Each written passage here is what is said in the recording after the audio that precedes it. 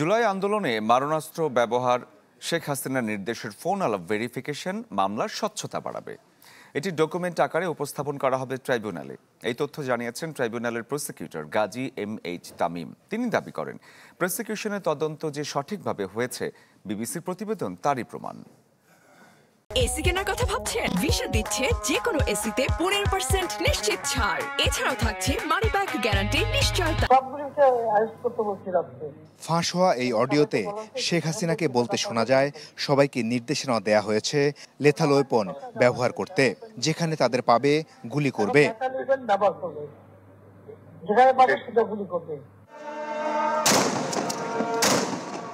এই অডিও রেকর্ডটি যে শেখ হাসিনার, সেটি সিআইডির ফরেন্সিক ল্যাবে পরীক্ষা করে অনেক আগেই নিশ্চিত হয়েছে ট্রাইব্যুনালের প্রসিকিউশন। এবার সেই অডিওর সত্যতা যাচাই করেছে আন্তর্জাতিক গণমাধ্যম বিবিসি। ব্রিটিশ সংবাদ মাধ্যমটির প্রতিবেদনে বলা হয়েছে, অডিও ফরেন্সিক বিশেষজ্ঞদের সংস্থা এয়ারশট দিয়ে রেকর্ডিংয়ের সত্যতা যাচাই করা হয়। প্রতিবেদনে এও বলা হয়, অডিওটি এডিট করা বা কোনো রকম পরিবর্তনের প্রমাণ মেলেনি। এমনকি কৃত্রিমভাবে তৈরি করা হয়েছে এমন সম্ভাবনাও খুবই কম। এয়ারশটের বরাত দিয়ে বিবিসি জানায়, ফাঁস হওয়া রেকর্ডিংটি সম্ভবত একটি কক্ষে রেকর্ড করা হয়েছিল, যেখানে ফোন কলটি স্পিকারে চালানো হচ্ছিল। প্রসিকিউটর গাজী MH তামিম বলছেন, তাদের তদন্ত যে সঠিকভাবে হয়েছে, বিবিসির প্রতিবেদন তারই প্রমাণ।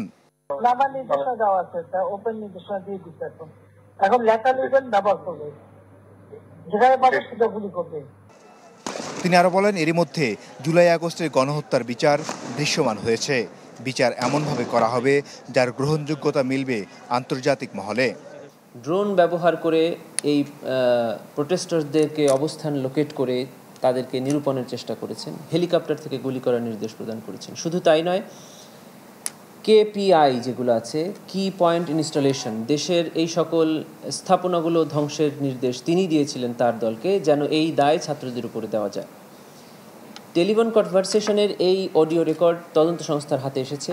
তদন্ত সংস্থা যথাযথ কর্তৃপক্ষের নিকট থেকে তার ভেরিফিকেশন করে দেখেছেন যে এটা জেনুইন, এটি আসামি শেখ হাসিনার ভয়েস। বৃহস্পতিবার শেখ হাসিনা, আসাদুজ্জামান খান কামাল ও সাবেক পুলিশ মহাপরিদর্শক চৌধুরী আবদুল্লাহ আল মামুনের অভিযোগ গঠনের আদেশের দিন ধার্য আছে। এর আগে আদালত অবমাননার এক মামলায় 6 মাসের সাজা হয়েছে সাবেক প্রধানমন্ত্রী শেখ হাসিনার। মাসুদুর রহমান, চ্যানেল 24, ঢাকা।